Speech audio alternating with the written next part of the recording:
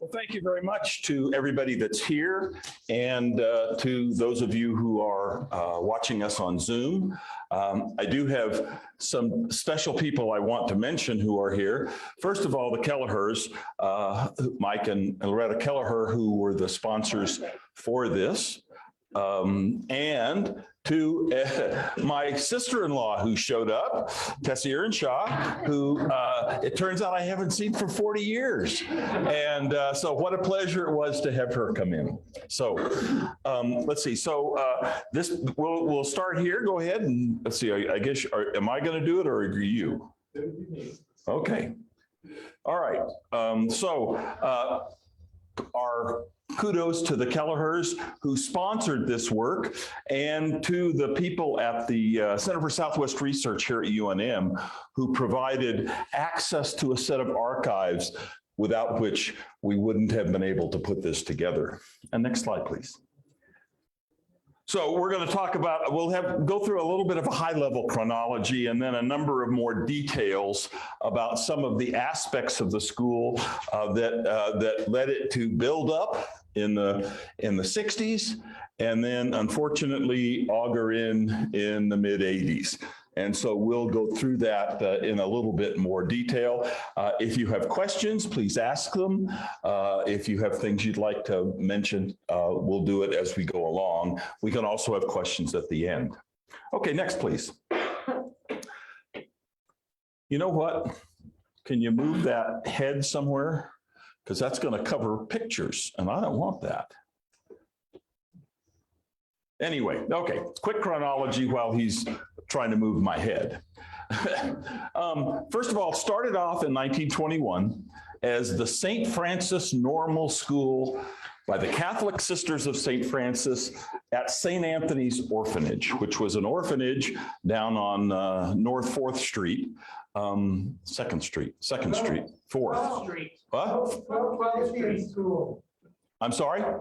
12th and Indian. 12th and Indian School. Thank you, Joe. Joe would know, he was there. It was an orphanage that was run by the Sisters of St. Francis. It's now, I believe, a workforce training facility. Job Corps, workforce, tomato. I suppose somebody at the federal level wants to know the difference. It was then called the Catholic Teachers College, and we'll talk about that transition. It moved to Our Lady of Lourdes on South 2nd Street in 46. The name was changed first to St. Joseph's, and then very quickly thereafter to St. Joseph's on the Rio Grande.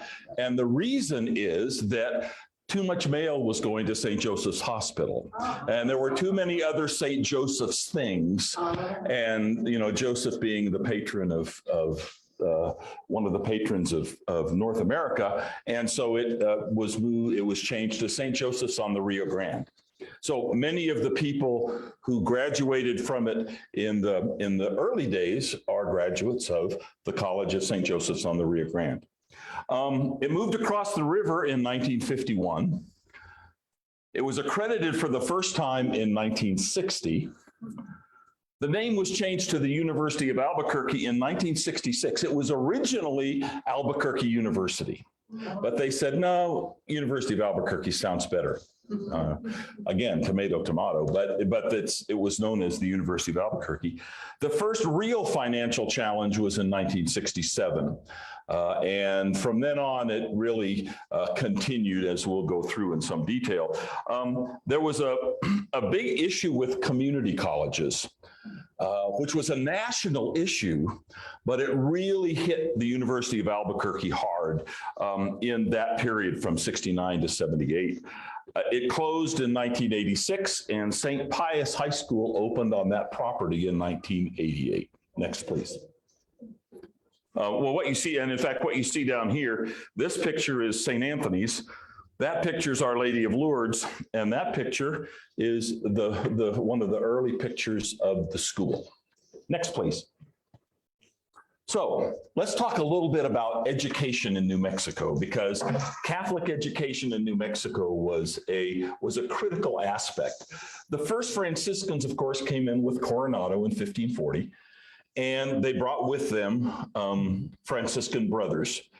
The Franciscan brothers felt they had a mission. Unfortunately, they didn't last very long because the Native Americans to whom they had a mission did not quite see eye to eye with them. And so the early Franciscans, as I said, didn't last very long. But eventually the Franciscans built up as the population of people from Mexico increased. They brought with them more of the Franciscan monks, brothers and priests. And so in the first part of the history mostly of the Spanish period and the Mexican period, it was dominated by Franciscans. In fact, the last Franciscan actually left in the 1840s, but up until that time, they were slowly driven out to the missions that sort of the Native American missions. The first regulations for a primary school were actually published in 1820 for a school up in Santa Cruz de la Cañada. And everybody's probably heard of Padre Martinez, who was someone who had a little bit of a dust up with Archbishop Lamy and other Catholic hierarchy. You can see him over there on the left. I expect he was a friendlier guy than that looks. You know, in those days, it was challenging to take pictures. You had to smile for a really long time, or you just had to let your mouth sit there. And so that may have been taken after a meeting with Lamy. I don't know. Nonetheless, he had a primary school, a college preparatory school for seminarians, and also the first press. And he used that to publish some textbooks. Lamy came in 1850. And remember, he came, it went from the Vicariate Apostolic to the diocese, and then eventually to the archdiocese. So he initially was not an archbishop. He was just a regular old bishop. But here's what he said. The province was destitute of educational establishments of any kind. And so one of the things he did was he recruited a bunch of sisters to come in. Now, the other thing he did was he sort of gave the Mexican priests who were here an option. They could either stay here and do what they were doing, 1,500 miles from their boss down in Durango, or they could go back to Mexico. And most of them, about 2/3 of them, went back to Durango, Mexico. So he had to bring in not only sisters, but he also had to bring in priests. And so you see a Jesuit influx, and you see a French influx to the territory by Lamy. And these sisters and the Christian brothers and the Jesuits were very focused on education in New Mexico. But that sort of cut both ways, particularly after the end of the Mexican War, and if you can see down here, if you look carefully at the alligators, they're actually wearing miters. And the alligators represent the awful Catholicism that was invading and was teaching our children and so forth. And that was one of the things that kept statehood away for a long time, was the people in Washington said, why do we want a bunch of illiterate Mexicans we've just finished a war with, and they're all Catholic? And what's more, if you ignore those things, all they are is a bunch of outlaws. Think about Billy the Kid and so forth. And this was the picture of New Mexico. And so the education became a significant statehood issue for the young Bishop Lamy, who you see down in that lower picture. Next, please. So now we get to the sisters, and the founding sister of the Sisters of St. Francis is Mother Maria Teresa Bonzel. She was born in Germany. You see her in the upper corner there. She founded the name of one of the original names was the Sisters of St. Francis of the Perpetual Adoration, or the Sisters of St. Francis of the Perpetual Adoration of the Seraphim. It is one of those things. I will refer to them as the Sisters of St. Francis and ask your indulgence. But it was founded in Germany. There was a thing called Kuchelkamp in Germany where Bismarck was trying to dampen down the Catholicism. And the sisters, not Bonzel, but others, left Germany, and they were invited to come to to New Mexico, to North America, by Reverend Dager, who was eventually became the sixth Archbishop of Santa Fe. And he was a Franciscan in that. So now you've got a set of Franciscan sisters, and you've got a Franciscan priest and eventual Archbishop. And they started in 1921, the St. Francis Normal School for Catholic Sisters of Santa Fe. It was also known as the St. Francis Summer College because it was just in the summer, and it was only for nuns, and it was for nuns who taught in the parochial schools in this area. It was headquartered at the St. Anthony School for Boys up on 12th and Indian School. You may have heard recently, by recently I mean within the last 5 years, the whole clergy sex abuse issue actually started to include some references to the St. Anthony's orphanage. Those references, and I don't know, I'm not going to speak to the validity, but they did not involve any of the people from the St. Francis, the Sisters of St. Francis. That occurred later. The allegations were later, and so if you've heard that, it didn't involve these particular individuals. But on the suggestion of a guy named John Conway, who was the state superintendent of public education, he decided that, hey, we ought to have a summer school. The sisters could do their practice teaching using the young men who were there. And it was affiliated with St. Bonaventure College in New York. Now, St. Bonaventure is a Franciscan college. You had Franciscan teachers. You had a Franciscan sponsor, eventually the Archbishop. So you see Dager over there in the middle and the symbol of the Franciscans down here. This is the class of 1922. And you can see that it's pretty heavily nunnish. There were no men for a while. They were eventually were allowed to come. Okay, next, please.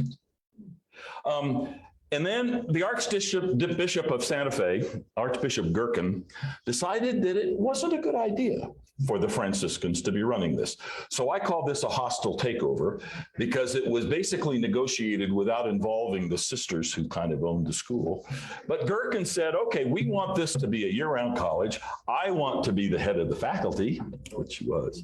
And the affiliation was moved from St. Bonaventure to Catholic University, which is secular. And by secular, I don't mean non-religious. I mean, it's non-affiliated with a religious denomination. And part of that was because graduates had to be licensed in New Mexico, and the New Mexico Department of Education would not recognize St. Bonaventure as a sponsor. And so the people who were graduating from the summer college or the college needed to be certified. These were ladies who were teaching in New Mexico in both parochial and public schools. And so the Catholic University was accepted. At this point, it was open to all Catholic men and women, men are now invited, who intend to follow the teaching profession. So this is still a teacher's college, or what was called in those days a normal school. This was to educate teachers.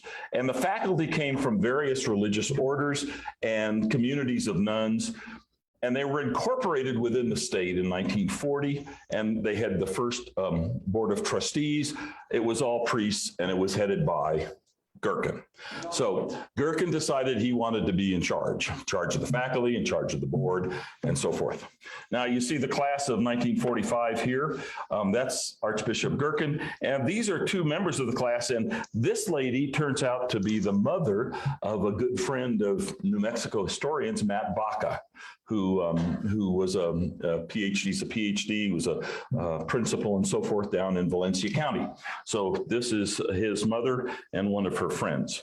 John, during the war years, they were down in South Valley? Or which war? World War II. Oh, World War II. No, they were, we'll get to World War II. We're still pre-World War II here. We're just coming up on it, remember? Yeah. Next, please. So the initial purpose, and we're going to focus on purpose and identity because the shift in purpose and identity is an important way to look at why the University of Albuquerque had problems. So initially it was to provide nuns with an opportunity to improve parochial education. And in fact, some of the early statements don't even mention Catholic because it was understood, you know, these are for nuns. And at that point, you didn't have nuns from other denominations, so it was considered Catholic. Here in 1940, it's both religious and lay to advance physical, intellectual, and spiritual well-being of their pupils. In secondary schools, this was not elementary school, this was not college. They were people who were teaching in secondary schools. Now, by 1949, they redirect the philosophy to a regional community by what they call conservation of human and natural resources, broadening of the social and political perspectives, and deepening the spiritual vision. So you always see the spirituality tagged into the purpose. By 1950, that you can see principles of Catholic philosophy edging back in. And it varies, and that's one of the problems that you'll see throughout there. What is the identity of this school? What are they trying to do? And then down here, this is Pius XI. You see him over there. The proper and immediate end of Christian education is to cooperate with divine grace in forming the true and perfect Christian. Okay, doesn't say true and perfect Catholic. It says true and perfect Christian. And so you'll start seeing this evolution in what we call humanism, from Christian humanism to secular humanism, to religious humanism, and eventually to what we call secular humanism, starting this early. And by 54, it's the formation of the whole man. Now, I believe they really were not, they were either, you know, the church was very gender specific when it spoke of these, but they included women, obviously, which consists of body and soul in fundamental union. So it's still got this strong religious element. Next, please. I don't want to drive this over the edge. Okay, so Archbishop Gerken had purchased the property down on South 2nd Street from the Congregational Church. The Congregational Church had purchased this area and had a school down there starting in about 1920. And Gerken purchased it in the 40s and established a seminary. And in these days, the seminary really started with high school. So you'd bring these kids in, boys, in to start training for the priesthood, and then eventually they'd go on to college. In 1947, the school moved from the orphanage down to Our Lady of Lourdes, which was down on South 2nd Street, and the seminary was moved to Santa Fe. The name was changed to St. Joseph, and then, as I said, very quickly to St. Joseph on the Rio Grande. This is the last class at St. Anthony's, and you see Our Lady of Lourdes over there. Those buildings are no longer there, but they're probably in the digital collection. They were taken by one of the teachers at St. Pius. So you may not have them, but if not, I can get them for you. Now, you asked about the war years. The war years didn't affect it a lot. The war, you know, this was before Kirtland Air Force Base was a training base. It was before Sandia Laboratories really got started. The area was more affected by the Depression than it was by the war. And so the school went on. There were some decreases in enrollment because of people many of the women went off to do jobs when the men were involved in military service. But this is the class of 1947 at St. Anthony's. You see a few men, but you still see a lot of nuns. Now, some of those nuns are faculty, and some of them, the rest are probably just female teachers in training. Next, please. Now, the sisters got tired of living in hand-me-down quarters. You know, you don't like hand-me-down clothes. You don't want to live in a hand-me-down place. They lived in the orphanage. They shared the room. They lived in the Our Lady of Lourdes. Well, it started out as a boys' seminary. So they asked Mike Kelleher's father, shown in the lower corner there, if he would help them find a new location. And he looked around and convinced the Sloans and a lady named Mildred White to donate 50 acres on the west side. Now, you might say, well, geez, the west side, that's really a going place. It was nothing. It was empty. And so they donated this 50 acres. And an architect, a Denver architect named John Monroe, designed this campus. This is his sort of concept.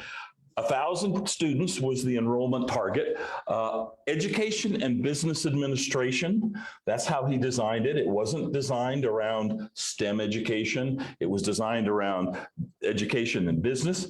It was coeducational, which all of these things have implications for the type of buildings you have, the facilities you have to have. And it was designed a brick with a mission style exterior, which you can see in the early photographs of it. And the person who was in charge of it was Mother Basilia, who is shown up there, a very far-thinking nun who was in charge of getting this moved over.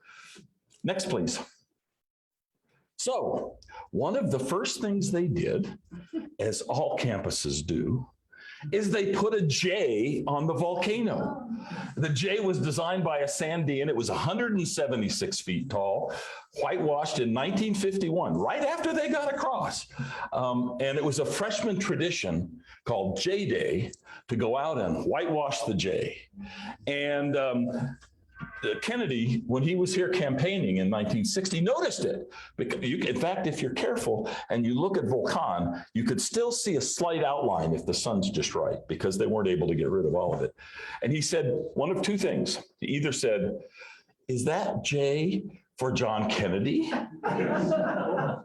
he was driving somewhere.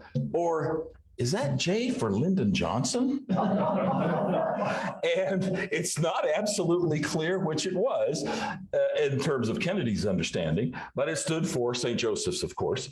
And until 71, when a bunch of people over there said, look, we have this wonderful view, we have these volcanoes, and look at this awful piece of work on top of Volcan.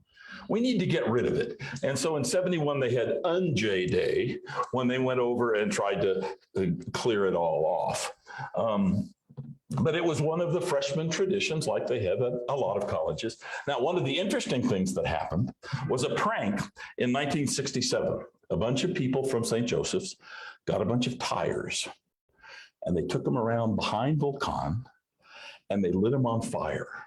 And a whole bunch of people on the west side, there were more people, thought the volcano was erupting. And in their pajamas and everything else, they raced across the river. So tires plus Volcan equals a volcano eruption, apparently. So anyway, as I say, if you look real carefully, you could still see a faint outline over there. And if you look on the cover of the book, I didn't do this intentionally, but I picked the book cover because it had the school.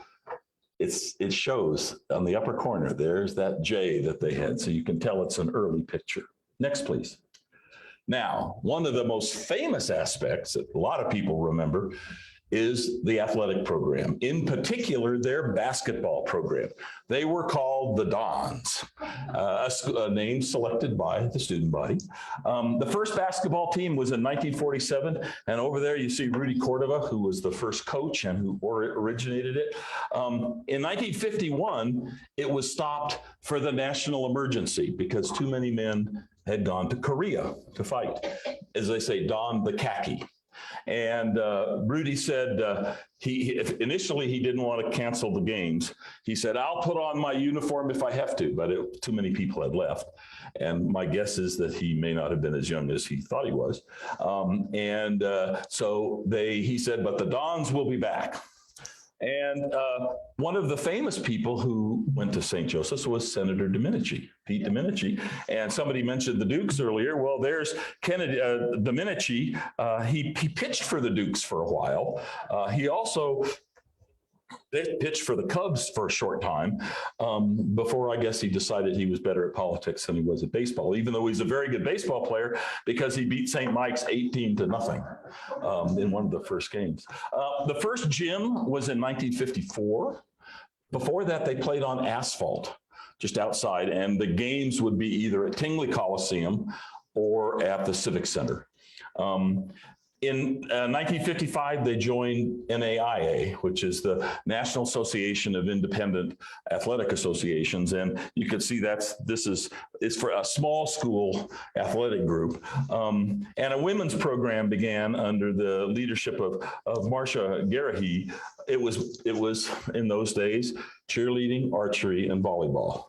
Nothing else, no football, no wrestling like they have now and so forth. It was cheerleading, archery, nice feminine things to do, I guess. We've made some progress, I think, since then. In 63, it's an interesting comment. Think about what 63 was like. I think 63 was in the era of racial problems in the country. And he said, 3 Negro boys have apparently been accepted by the team and other students at the college. This is Cordova. Obviously, it was something of a surprise to him that, in fact, African Americans would be accepted at the college. But it showed a bit of the diversity that would eventually really become a part of the university itself. In 1966, it was admitted to the NC2A. They were one of the top 20 small college schools. And if you look, when I was going back and going through newspapers, if you look at the newspapers in this time period, it doesn't say much about the university, but it says a whole lot about their basketball team. The Dons were the great thing. And they had this guy named Zoil Dominguez, who was an Argentinian, All-American who played there. And he was famous for dunking. But then in 1967, the NC2A outlawed dunking. And it was reinstated, as you know, if you watch any college basketball now, it's a big deal. It was reinstated in 1976, but he was long gone by then. And all interscholastic sports were eliminated in 68 because of the financial crisis. And we'll talk more about that a little later. But the Dons were a real important part. We think of this in retrospect as a Catholic college, but it was a college. You had all of the issues associated with colleges. You had sororities, you had fraternities, you had dances, you had parties, you had alcohol, you had parking problems, had all the stuff that are associated with colleges. So in addition to being a Catholic school, it was also a college. And so you have to think about that as we go along. Next, please. So the mid-1960s, I call it a long-term gamble.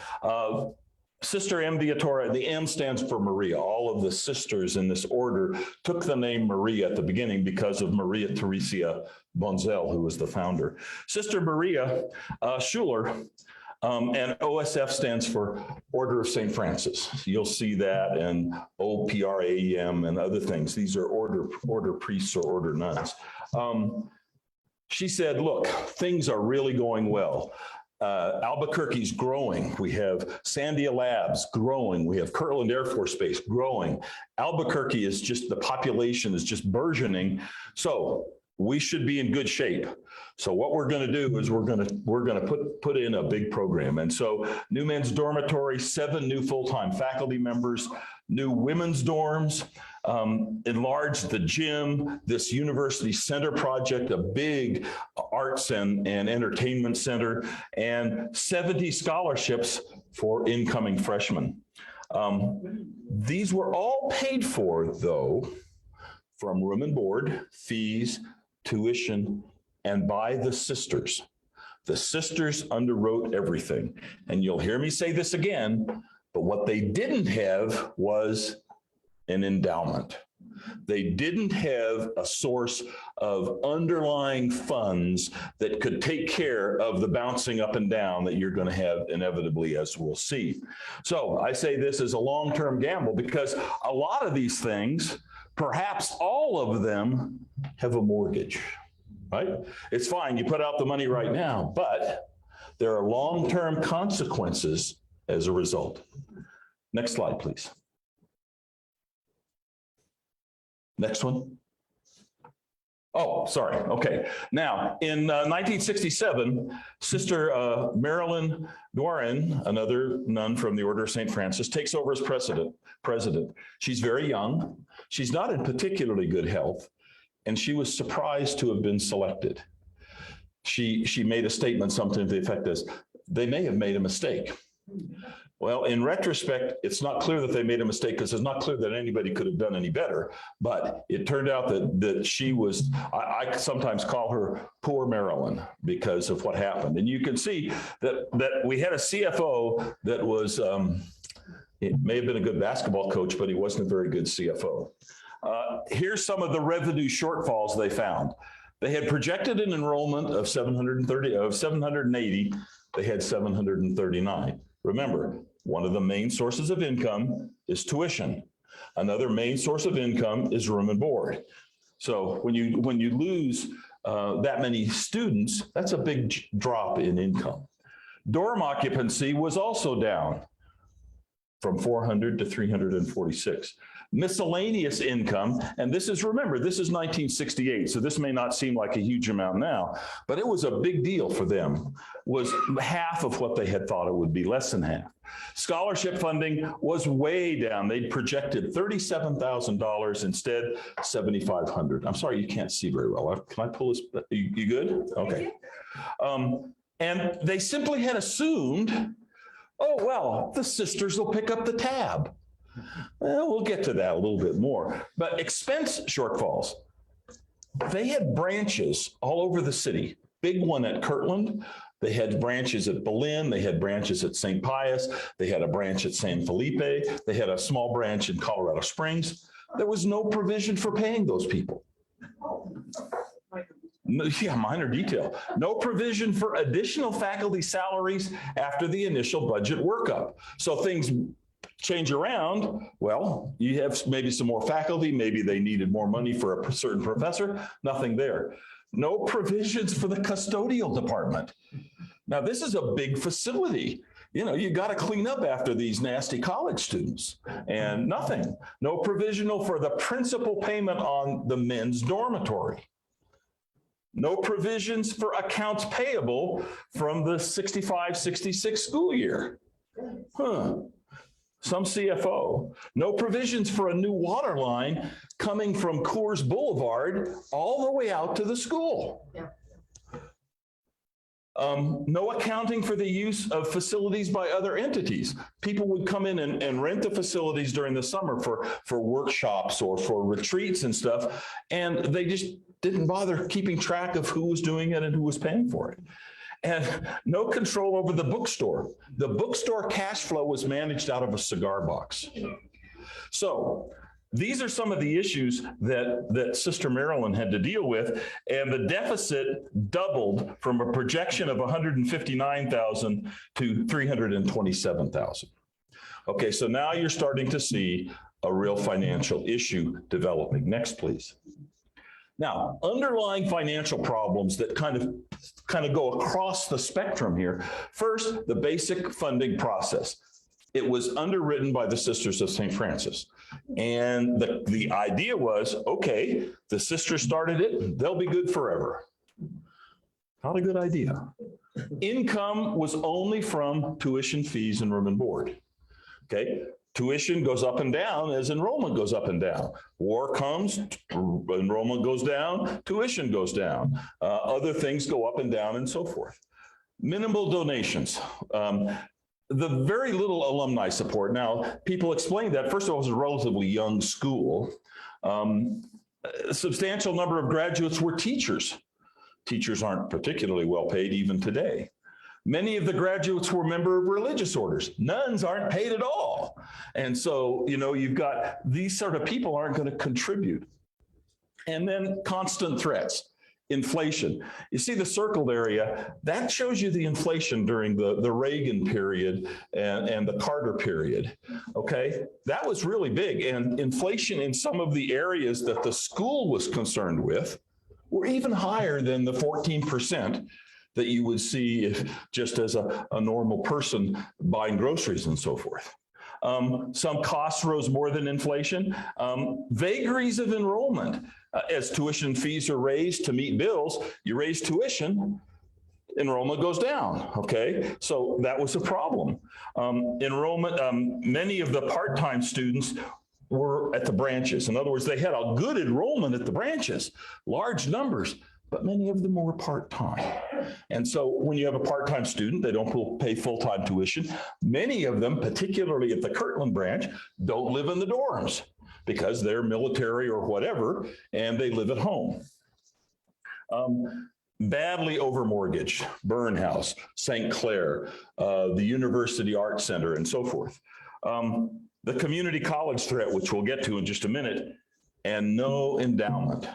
No endowment. It had been suggested, but it was passed off, mostly, it seems, because the sisters were covering whatever was needed. Next, please.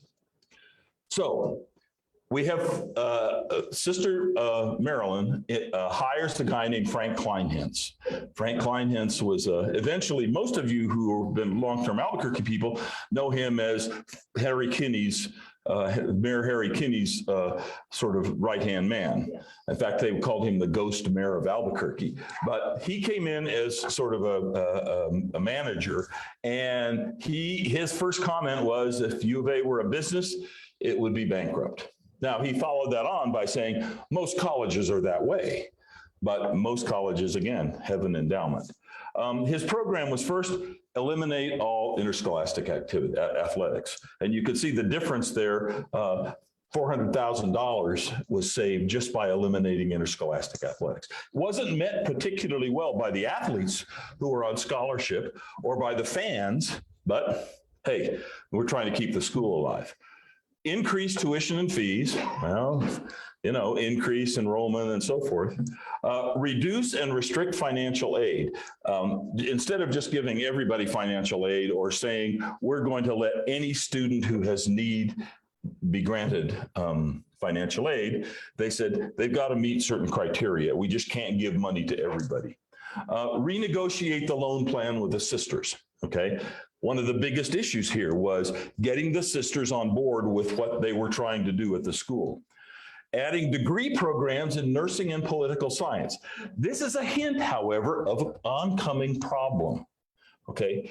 Now you're introducing a class that's designed mostly to make money, not necessarily to support the Catholic Christian liberal arts curriculum. Now you could say, well, nursing, sure, it's important. You can even make that argument about police science, depending on how it's couched. But the idea here is we're starting down a slippery slope toward thinking about income versus thinking about the philosophy that you're trying to teach. And they're trying to enhance local recruiting, especially at St. Pius, which at this time was over where Winrock is now, there, Louisiana, and the freeway, and St. Mary's, which was downtown. And by the fall of '71, the finances had certainly improved. The sisters forgave $750,000 in debt. So that was some pretty good negotiating, I think. I mean, that really helped things. The Office of Education, the State Office of Education provided another $210,000. Enrollment reached a record of 2,100 people, 2,100 students. And two-year programs really became beneficial. Next slide, please. So now we, however, come up against this issue of, does Albuquerque need a community college? Well, in 1965, TVI had opened. That's what's now, for those of you who are new to the area, that's now CNM. But it was strictly vocational with 150 students. No big deal. At least nobody thought it was. President Tom Popejoy, you see the namesake for Popejoy Hall, who was president of UNM, retired in 1967. He said, there's a real need for a junior college in Albuquerque. And this was an echo of things that the Carnegie Commission on Higher Education had been saying for years. too many PhDs. We don't need more PhDs. We don't need more four-year colleges. We need community colleges to get a baseline, and then the people who need to go on to higher education can do it. But if their only option is finishing high school and going to college, four-year college, that's not good. We need that intermediate piece. And there was significant pressure by the city, notably Pete Domenici, who was on the city council, and the U of A Committee of the West Side Association, a group of people over on the West Side, and the Albuquerque Chamber of Commerce and the Mid-Rio Grande Council of Governments, a lot of pressure to get a community college in Albuquerque. Now, how does that affect U of A? Well, next slide. We had a bunch of successful vocational programs. We had an associate degree, a unique associate degree in air traffic control. You know, it wasn't something you could go anywhere for. Walter Niederberger had run the police science program. He just recently died, incidentally. A big nursing program, a program in adult education. These things were all important, but they're all starting to diverge from the original core piece, principle and goal of the university. And who's watching this, among others? The sisters, okay? Remember, Kleinhenz got $750K from them, but they're still in the driver's seat. Next, please. So U of A faced some tough choices. The finances at U of A were challenging, and the sisters' desire to support the school is waning. They're starting to talk about, hey, look, you know, first of all, we're not rich. We just can't throw money at it and continue to throw money at it. And our goals are changing. We're no longer into focusing on higher education. We're more into healthcare, geriatric care, and elementary education. And so the people who are proposing the community college had proposed a bunch of options. One was a new community college with no other affiliation, not U of M, UNM, not Albuquerque or TVI. One is create a new community college on the U of A campus without any affiliation with UNM or TVI. That is, part of U of A would become a two-year college.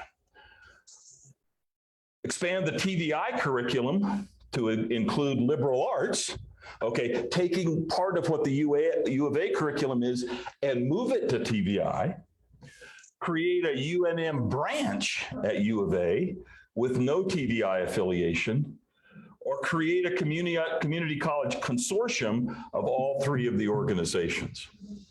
So U of A reacted with these options. You could continue U of A as it is, with a continued religious commitment, continue four-year U of A programs with a two-year adjunct, or sell the university to the state. So here you now hear this first thing about let's sell the university. Next, please. So the considerations were we could get $8 million for the University of Albuquerque if we sold it to the state. Now that was debated. Some people said 12 million, some people said 6 million, but 8 million seemed to be kind of a central number. The TVI board, which was also the school board for the for APS, said we oppose any merger with U of A. We're doing a good job on our own. We don't want to dirty it up with a merger with U of A. Sister Eileen Van Akron, you can see her over there, in 1975 said, if the state goes through with a two-year college, U of A would be dead. And she was absolutely right, because the money that was supporting a lot of the U of A programs were coming from the two-year programs, the associate degree programs. There was a special education within the APS district in 1978, which included a property tax levy. One of the real advocates was a guy named Lawrence German. You see his picture there. But it was soundly defeated. Complete. The proposal was that you would have a two-year college at U of A, and but there would be a property tax increase to support it.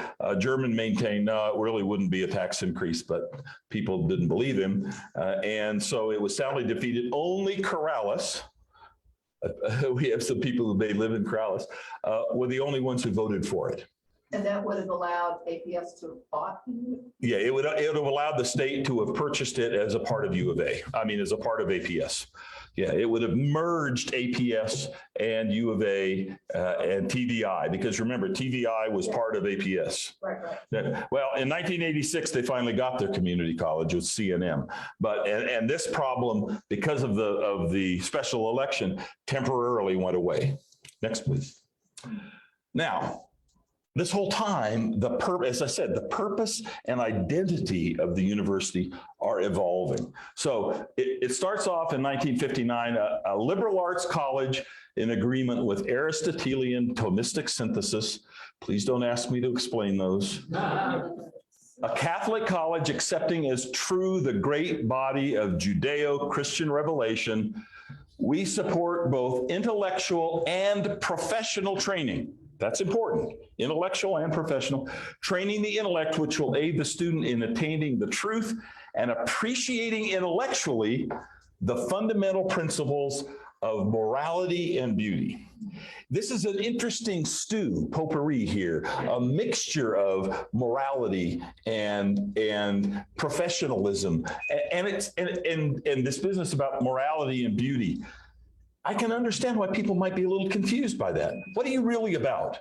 Are you really about supporting liberal arts education? Is this liberal arts in a Catholic or Christian mode? And what about the professionalism? Okay, morality and beauty and professionalism. Sometimes some people might think that's a real conundrum. The purpose of U of A is the intellectual, moral, and physical development of the student according to principles of Christian education. Okay, doesn't say Catholic, it says Christian. Then we have this maintain programs unique to the needs of the area. Okay, so let's look at Albuquerque. What do people need here? Okay, and the diverse culture. Let's deal with all the cultures here and what do they need? Not necessarily the Catholic teaching, but what do they need in Christian, liberal arts, heritage, and professional and technical programs? So now we're even starting to diverge even more.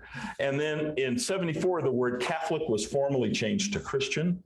And says we do not proselytize, but our programs are permeated with the values and ideals of ecumenical Christian humanism. All right, so how many people really understand what that means? You know, it's kind of interpreted as you would like to have it. Okay, you're not proselytizing, you're admitting Protestant students, mostly from around the local area. And then in 77, it intends all of its programs to foster a high level of excellence in humanistic intellectual growth. You know, these words are fine words, but unless you're a philosopher or a theologian, it's really kind of hard to sort through them if you're applying to college. You know, think about if any of you've had freshmen, people and seniors in high school applying to a college, and this is the choice they have. Some of them, I'm sure, don't have the foggiest idea of what that is. And I think a lot of people didn't. I mean, most people in high school haven't even heard of Aristotle and St. Thomas unless they had a parochial school background. Next, please. So in 1977, we have a relatively grim self-assessment. That is, the school's evaluating itself in preparation for a visit by the accreditation authority. And you can see, first of all, just what we've been saying. They said there's no clear, consistent vision for the school. What is this school all about? Is it liberal arts or is it vocational with a community college focus? What is it? What's it about? No clear logic why donors should contribute. Very important. No resource allocation priorities, no criteria for selection, retention, and promotion of faculty. So now the faculty is saying, look, how do I get better? How do I get tenure and those sorts of things? What are the criteria? What do I have to do? Factions within the administration and the student body are beginning to develop. Now, this happens everywhere. You had a Chicano faction, you had an African-American faction, you had faculty groups that were more on the side of liberal arts, more on the side of technical, vocational. So you had these factions that were developing, and the administration wasn't able to kind of rein all this in. A rapid turnover of administration, and that led to a lack of trust in the administration, okay? You're going to see in a minute, they had a bunch of presidents in a short period of time. So there was never an ability to kind of focus in on what the administration was trying to do. And the student body was older. You had a lot of veterans, and you can see the mean age is between 27 and 35. And the characterization that some made was these people were practical. They were inflexible. You know, many of them had families, and it's not altogether clear that they were interested in a conventional liberal arts education. Okay. They came to school because the GI Bill helped them there, or for some other reason, but they weren't a strong group in terms of being able to support one or the other kind of aspects. Next, please. So now we get to the point about selling the school. It's really coming down to fish or cut bait here. As I say, it first surfaced in the mid-70s. The sisters were frustrated. Their mission and the school's mission had diverged, and they couldn't compete with a local community college, and that was still on the agenda. And you could see what Sister Eileen Van Akkeren said. It's no longer, she made the very direct statement, we're no longer in a position to support the school. We find ourselves almost totally separated from our religious mission as it relates to the university. Okay, their purpose that had started in 1921 and the school's purpose as it was are just really divergent now. But she did say, we will divest ourselves of ownership in an honorable way. Okay, she's trying to say, look, we're not just going to walk away. We have a commitment here. We're not just not going to walk away. So they had been soliciting offers on their own, and there were several interesting ones. One of them was the government of Iran. I don't know much more about that, but they were going to buy the school. The Board of Trustees also put in an offer. But both the sisters and the Vatican has to approve this sale. Both of them said, no, we're not going to sell it to the Board of Trustees at that point because it was a lay board. The Archdiocese of Santa Fe, but the Archbishop said, I don't want to mess around with this. This was early days of Robert Sanchez, and initially he was against purchasing it. And then there was this group called Parks College, which was a business college that had a chapter here in Albuquerque and also had one in Denver. A guy named Joe Lee, you see him in the far right corner. It rose kind of to the top of the pack, and they were in strong negotiations. It was characterized as a willing buyer and a willing seller, and they were just negotiating. But eventually, the Parks College group pulled out, but they did offer to have one of their representatives become the president because he had a reputation for being able to manage these sorts of things. And we'll see that in just a minute here. So you had the government of Iran, the Board of Trustees, and the picture kind of in the middle is a guy named Kilran, who was the head of the Board of Trustees. You had Joe Lee, you had the Vatican, you had the sisters, and you had the school administration. It was a real potpourri. Next, please. In 7 years, they had 5 presidents. Now, the sort of conventional wisdom was that a president could serve for, 7, 8 years to really make a difference. So that's just not working here. Joseph Zanetti, he didn't have much administrative experience, and he was part of the so-called Sandia Mafia. The chairman of the Board of Trustees was a guy named Ray Powell from Sandia. And now, when I say this is not how he would characterize himself, but how the student body characterized him. They said, it's just a bunch of a real nepotistic sort of thing. And there was an issue of Anglo preference. There was a Hispanic guy, Mario Islas, who was also nominated by the Latin American students at the school, and he was not elected. And they said, bad, should have elected him because he was much better qualified.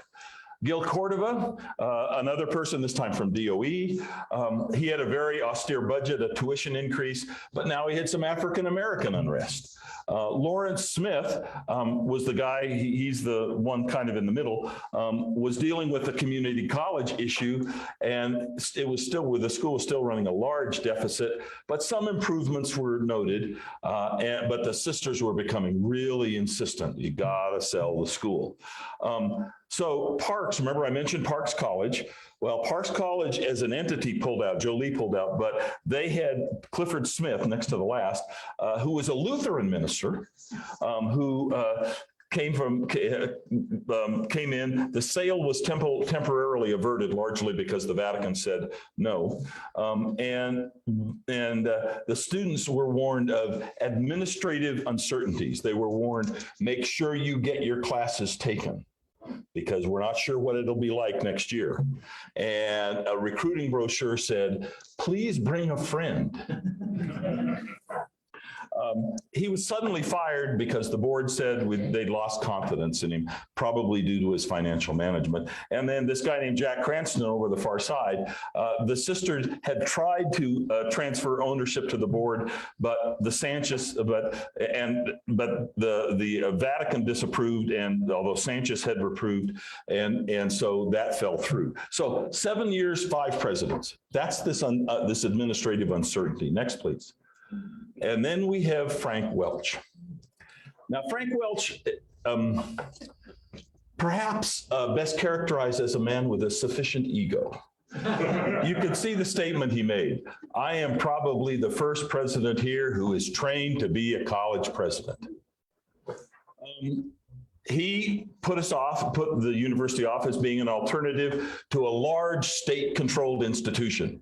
Of course, UNM really loved that characterization. I can replace any faculty member at U of A anytime I want.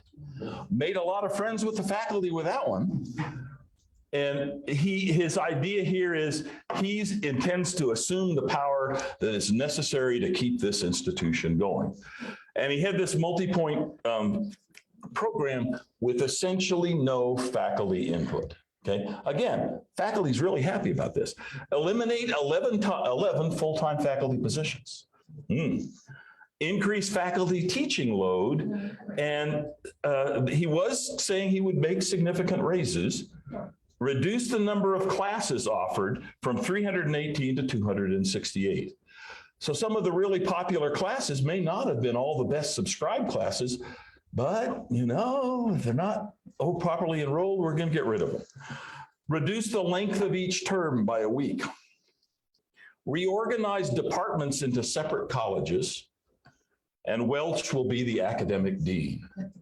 This sounds a lot like Archbishop Gherkin back in the 30s, doesn't it?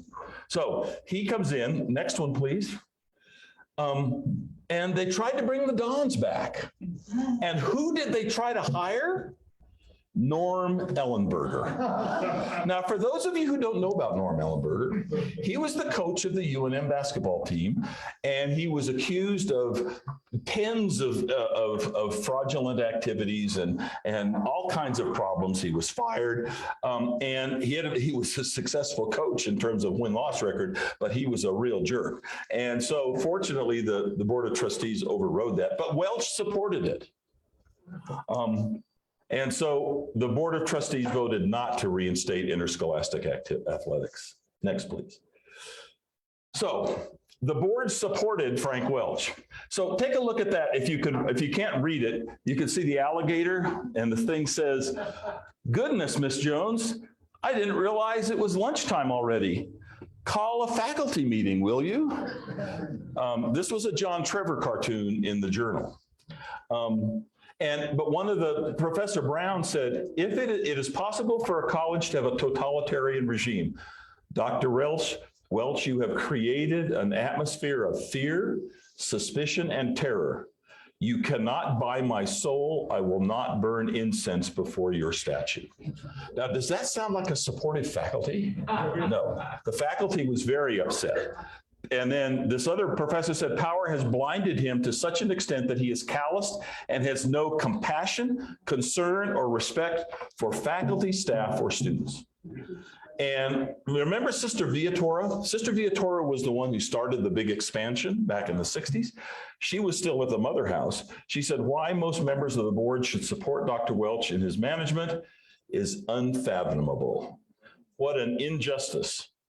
So he was not widely supported except by some people. The board supported him. They had chosen him. They had a vested interest. But there was a really interesting letter writing campaign. I found these letters in the archives. There were a whole bunch of letters that saying, Dr. Welch is a good guy. They're almost all identical. They're almost all on the same date. And they're almost all by his administrative staff. Now, could have been, I mean, but it doesn't pass the smell test. There were probably a lot of people who were concerned about their jobs. Next, please.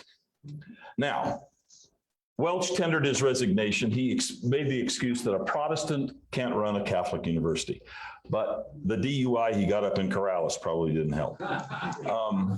And Father McBride from another order priest who was very well known in the Catholic education community came in.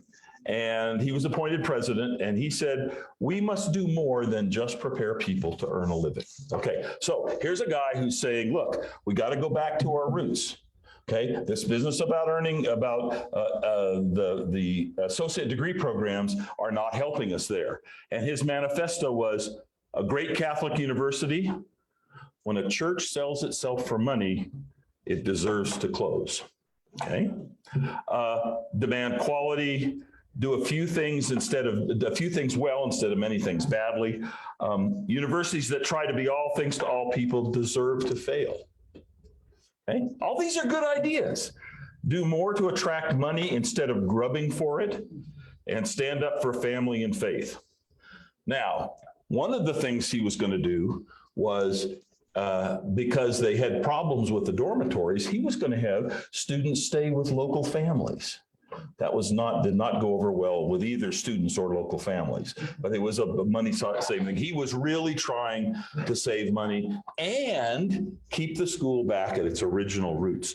And the transfer of the school to the Archdiocese was finally approved by the Vatican in April of 1984. The Archbishop changed his mind. He said, yeah, we can take care of it. And so the school now is owned by the Vatican. So the sale issue is taken care of. The sisters no longer have the responsibility, and the Vatican picked up the debt. So we have Father McBride, and so now we have him proposing these really great ideas, really lofty ideas in 1984. The sale's okay. We're now a little more stable. Yes. Next slide, please.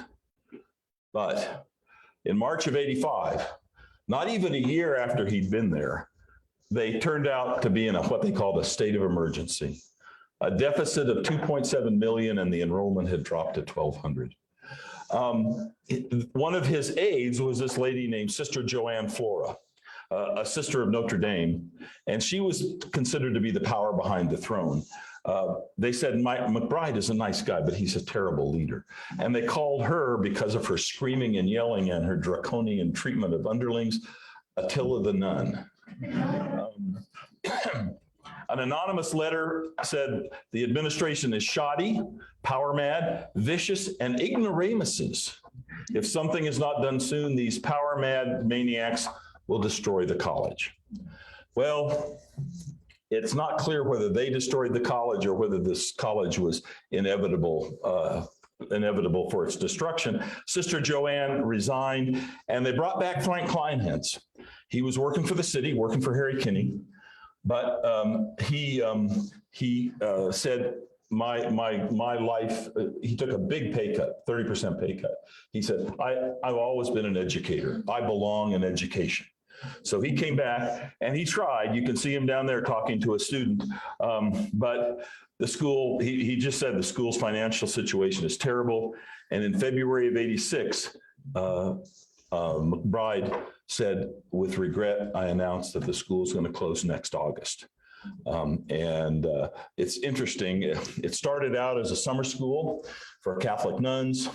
the last thing they had in the summer of '86 was a summer program for nuns that was sponsored by the lady who, you know, that little chapel down in Old Town. She led a summer program, so it was kind of bookends on it. So next slide, please. The demise of the students, the College of Santa Fe took over some of the students. Some of the medical technicians went to Pima. There was a bill passed through the state legislature that said that they had to retain all the records so that the students could go wherever they wanted, not lose them. The faculty was not well treated. They had low salaries, which meant they had low pensions. There were not many of them weren't eligible for Social Security because they were young, and there were lawsuits over benefits. And so it was the faculty was not well treated afterwards. The facilities, St. Pius relocated from their location in the Heights in 1980 to the area in 1988. The new basketball coach at St. Pius had to replace the gym floor because he said this floor is deader than a graveyard because it was so poorly kept up. And the Archdiocese moved its headquarters to the site in September of 1986. And the main building, if you drive into St. Pius, that main building you come to is now the headquarters of the Archdiocese. It was the University Arts Center. What about the local parishioners? You know, they had a church there. It was originally St. Cecilia, and then it was St. Joseph's. And the parishioners asked if they could continue to come to Mass there, even after the school closed, and they did. But eventually they built a new church, and you can see it down the lower corner there, St. Joseph's on the Rio Grande, which is about a quarter of a mile west of the school now. Next. So why did it succeed? Well, enthusiasm versus reality. No clear, consistent vision. Malfeasance of the CFO, not just that once, what I outlined with Sister Marilyn, but all along.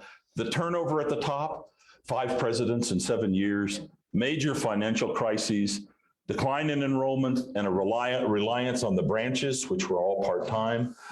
Reshuffle of the Board of Trustees, a decline in support from the sisters. They had earthquake damage. Surprisingly enough, there are earthquakes around here, and they had earthquake damage that damaged the school to the tune of about $10,000, mostly stuff in the chemistry lab. They had a fire.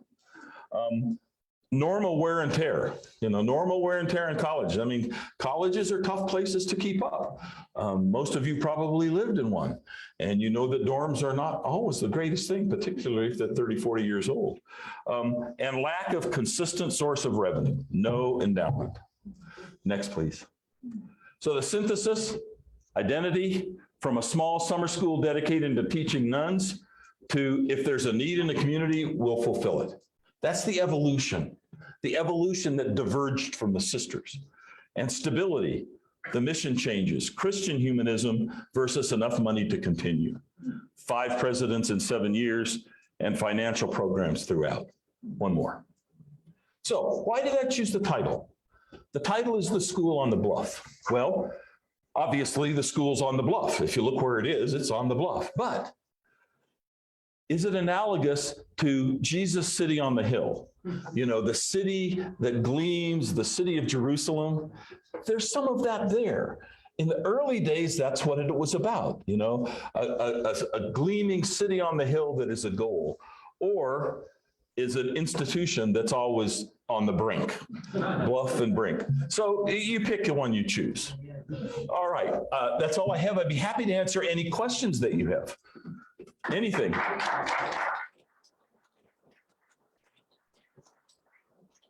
Question and answer period. Those who would like to leave can go ahead and leave. And after our question and answer period, John Taylor will be available for personal questions and answers. Oh, and to sell his book. Yeah. And he is also here to sell an autographed copies of his book if you'd like to purchase. Yeah. So are there any questions here from the group would be interested in? When did the Archdiocese take ownership? 74, And I that's think. because the sisters donated it to the No, the Archdiocese agreed to pay off the debt. to the sisters. And the Vatican finally approved the transfer, and the Archbishop approved the acceptance of the transfer. For a while, Archbishop Sanchez did not want to buy it. And that was that $750,000 debt. No, that was earlier under Kleinhenz. Yeah, no, that was a debt that Kleinhenz got them to forgive, Right. and then later on there was still more debt that they had incurred to the sisters, and The the Archdiocese picked it up. Yeah, And that's when they. yeah. And yes, sir, Roger. The transition from St. Pius out there, I think is really unique. It is. St. Pius. It's a great facility for them. But that was kind of, how did that happen? It was controversial. First of all, St. Pius was outgrowing its facilities here. It was the only Catholic high school. And the bishop started a Catholic high school called St. Joseph's at the university, on the university grounds. The movement of St. Pius, the people were looking around, and there were 2 or 3 places they looked at. And when they chose this one, which was a cost-effective